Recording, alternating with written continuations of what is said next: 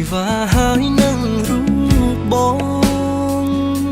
ធ្លាប់សាសងបីបងថ្នាក់ថ្នមគៀកើរត់លេងប្រឡែងមកឆ្នេរខ្សាច់វែងអនឡាយខ្យល់ផាត់រំភើយយើងធ្លាប់ឆ្លងឆ្លើយភាសាស្នេហាអីលើប្រែស្ងាត់មិនដេចបាត់មិនឃើញស្នេហ៍ស្នងសំលេងធ្លាប់សាច់កងរំពងក្រោមលំដូងស្នេហ៍ដានជើងក្រឡាយនៅដើរដានជាប់មាត់ឆ្នេរវងសត្វរុងពេលហងហារេរកនួនល្អជើងមេឃអើយមិនដេចឡាយនាងយកនាងពីខ្ញុំដឹងទេថាខ្ញុំក្រៀមក្រំរួរងទុកធំក្រំភ្នំសោកាអោទាំងរលកបងបោកលាយទឹកមេត្រាហាក់សួរខ្ញុំថាថ្ងៃណាទើបនាងវិលមកជើងមេឃអើយប្រាប់ត្រានត្រើយថាខ្ញុំនៅចាំខ្ញុំសូមច្រៀងផ្ញើបណ្ដាំថាខ្ញុំនៅចាំតែនួនល្អថ្ងៃលិចបាត់ទៅសល់នៅភាពសោកសៅមកលិចទៅជួយប្រាប់នាងផងថាខ្ញុំរងចាំនាងវិលវិញ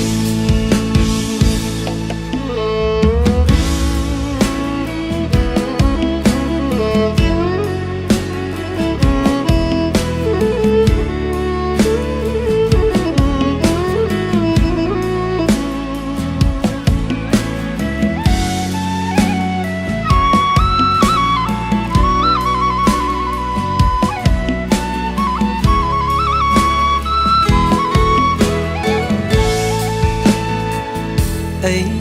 លើប្រែស្ងាត់មិនដេចបាត់មិនឃើញស្នេហ៍ស្នងសំលេងធ្លាប់សាច់កងរំពងក្រោមលំដូងស្នេហ៍ដានជើងក្រឡាយនៅដើរដានជាប់មាត់ឆ្នេរវងសត្វរុំពេលហងហារេរកនួនល្អជើងមេឃអើយមិនដេចឡាយនាងយកនាងពីខ្ញុំដឹងទេថាខ្ញុំក្រៀមក្រំរួរងទុកធំក្រំភ្នំសោកាអោទាំងរលកបងបោកលាយទឹកមេត្រាហាក់សួរខ្ញុំថាថ្ងៃណាទើបនាងវិលមកជើងមេឃអើយប្រាប់ត្រានត្រើយថាខ្ញុំនៅចាំខ្ញុំសូមច្រៀងផ្ញើបណ្ដាំថាខ្ញុំនៅចាំតែនួនល្អថ្ងៃលិចបាត់ទៅសល់នៅភាពសោកសៅមកលិចទៅជួយប្រាប់នាងផងថាខ្ញុំរងចាំនាងវិលវិញជើងមេឃអើយប្រាប់ត្រានត្រើយថាខ្ញុំនៅចាំខ្ញុំសូមច្រៀងផ្ញើបណ្ដាំថាខ្ញុំនៅចាំតែនួនល្អថ្ងៃលិចបាត់ទៅសល់នៅភាពសោកសៅមកលិចទៅជួយប្រាប់នាងផងថាខ្ញុំរងចាំនាងវិលវិញថ្ងៃលិចបាត់ទៅបនសល់នៅភាពសោកសៅមកលិចទៅជួយប្រាប់នាងផងថាខ្ញុំរងចាំនាងវិលវិញ